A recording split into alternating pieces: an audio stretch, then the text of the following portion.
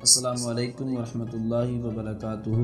ناظرین، آج ہم آپ کے لیے ایک نیا واقعہ لے کر حاضر ہوئے ہیں۔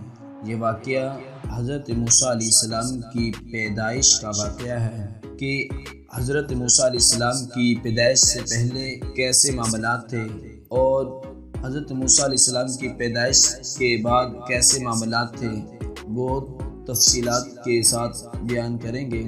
حضرت موسیٰ علیہ السلام کی پیدائش کا واقعہ: ایک رات فرعون نے ایک خواب دیکھا کہ شام کی طرف سے ایک آگ آئی اور اس آگ نے تمام گھروں کو جلا ڈالا، جبکہ بنی اسرائیل والے محفوظ رہے۔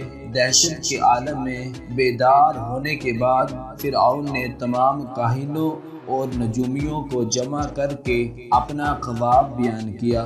نجومیوں نے اسے بتایا کہ بنی اسرائیل میں ایک بچہ پیدا ہوگا جو فرعون کی بادشاہت کو ختم کرے گا۔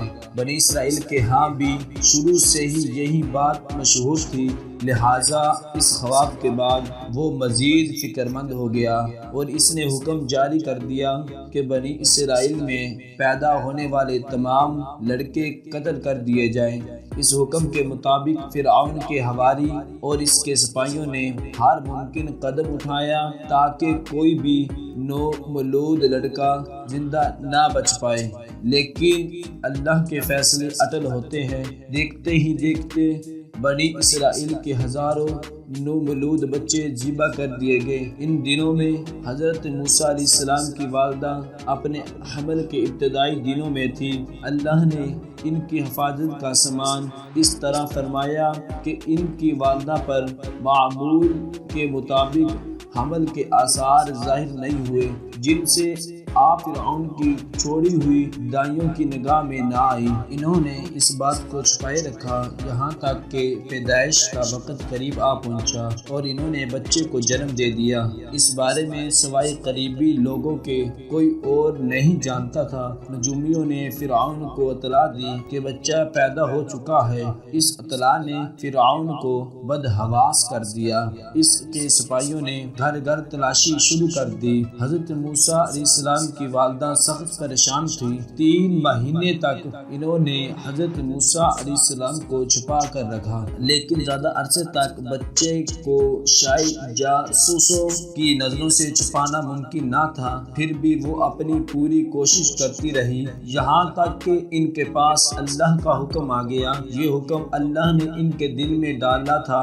حضرت موسیٰ کی والدہ کے دل میں خیال آیا کہ تابوت کی طرح ایک صندوق بنایا جائے کہ بچے کو اس صندوق میں رکھ کر دریائے نیل کے بہاؤ پر چھوڑ دیا جائے۔ حضرت موسیٰ کی ماں نے اللہ کے حکم کے مطابق بچے کو صندوق میں رکھا اور دریا میں چھوڑ دیا۔ ساتھ ہی موسیٰ علیہ السلام کی بہن سے کہا کہ تم اس کے پیچھے پیچھے چلتی جاؤ۔ لہٰذا دریائے نیل کے موجوں میں چلے اور ان کی بہن کنارے کنارے چلی۔ صندوق بہتا ہوا محل کے تالاب میں پہنچ گیا۔ وہاں فرعون کی بیوی اور خادمائیں لطف اندوز ہو رہی تھی کہ صندوق پر ملکہ کی نظر پڑی۔ اس نے کنیزوں کو حکم دیا کہ صندوق کو تالاب سے نکال لاؤ۔ جب صندوق کھولا گیا تو اس میں ایک حسین اور تندرست بچہ آرام سے لیٹا ہوا تھا۔ ملکہ بہت خوش ہوئی، اس کی آنکھوں میں ممتا اتر آئی۔ شفقت و محبت سے بچے کو گود میں لے لیا۔ ملکہ نے سوچا کہ اس بچے کو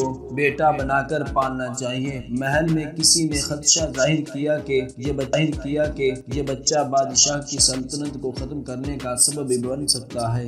فرعون کے دل میں بھی یہ خیال آیا کہ کہیں یہ بچہ بنی اسرائیل کا وہ لڑکا نہ ہو جس کے بارے میں نجومیوں نے پیشن گوئی کی تھی۔ لیکن فرعون کی بیوی نے کہا یہ بھی تو ہو سکتا ہے کہ یہ بچہ ہماری آنکھوں کی ٹھنڈک بنے، یعنی ہم اس کو اپنا بیٹا بنا لیں۔ اس پر فرعون نے کہا یہ صرف تیری آنکھوں کی ٹھنڈک ہے، میری نہیں۔ میں نہیں چاہتا بنی اسرائیل کا کوئی بچہ میری نگرانی میں پلے، لہٰذا یہ صرف تیری ہی آنکھوں کی ٹھنڈک ہے۔ حضرت ابن عباس رضی اللہ تعالی عنہ فرماتے ہیں کہ اگر فرعون یہ بات کہہ دیتا کہ یہ میری بھی آنکھوں کی ٹھنڈک ہے تو اللہ تعالی اسے بھی ہدایت دے دیتا۔ ملکہ نے اس بچے کا نام موسیٰ رکھا، جس کے معنی ہے کہ وہ شخص جو پانی سے نکالا گیا ہو۔ بچے کو جب محل میں لے جایا گیا تو اس نے دودھ کے لیے رونا شروع کر دیا۔ بچے کے پاس دودھ پلائی گئی لیکن بچے نے کسی عورت کا بھی دودھ نہ پیا۔ جو عورت بھی آپ کو دودھ پلانے کی کوشش کرتی ناکام ہو جاتی۔ ادھر موسیٰ علیہ السلام کی بہن دور کھڑی یہ سب دیکھ رہی تھی۔ موسیٰ علیہ السلام کی بہن نے فرعون کی بیوی سے کہا، کیا میں تمہیں ایسا گھر نہ بتاؤں جو اس بچے کی تمہارے لیے پرورش کرے اور اس بچے کی خیر خواہ ہو؟ جب انہیں معلوم ہوگا کہ یہ بچہ فرعون کے گھر سے آیا ہے تو انہیں انعام و اکرام ملنے کی امید رہے گی۔ اس گھر میں نیک سیرت خاتون ہے، وہ اس بچے کو بخوشی دودھ پلانا قبول کرے گی۔ فرعون کی بیوی نے کہا، چلو ٹھیک ہے، لہذا آپ کی بہن انہیں گھر لے کر آئی۔ محترمہ نے بچے کو دودھ پلایا تو آپ نے فوراً دودھ پینا شروع کر دیا۔ اب چونکہ بچے نے کسی اور کا دودھ پینا قبول نہیں کیا تھا، اس لیے وہ خود بچے کو لے کر آتے تھے۔ اس طرح موسیٰ علیہ السلام کی والدہ کا بے حد احترام ہونے لگا۔ یوں حضرت موسیٰ علیہ السلام شاہی محل میں پرورش شمار اور تمنا ہو گئے، لہٰذا اللہ نے آپ کو نبوت کے منصب پر فائز کیا۔ آپ نے بنی اسرائیل کو فرعون سے آزادی دلائی اور مصر سے نکل گئے۔ فرعون بنی اسرائیل کو ختم کرنے کے لیے لشکر لے کر روانہ ہوا۔ جب بنی اسرائیل بحر احمر کے قریب پہنچے تو اللہ نے ان کے لیے دریا کے بیچ سے راستہ کھول دیا۔ یہ وہی موقع تھا جب فرعون کا وہ خواب پورا ہونے والا تھا اور اس کی بادشاہت اور لاؤ لشکر تباہ و برباد ہونے والا تھا۔ بنی اسرائیل تو سمندر کے پار چلے گئے، مگر جب فرعون اپنے لشکر سمیت ان کے پیچھے آیا تو سمندر کا یہ راستہ بند ہو گیا اور وہ اپنے لشکر سمیت اس سمندر میں غرق ہو گیا۔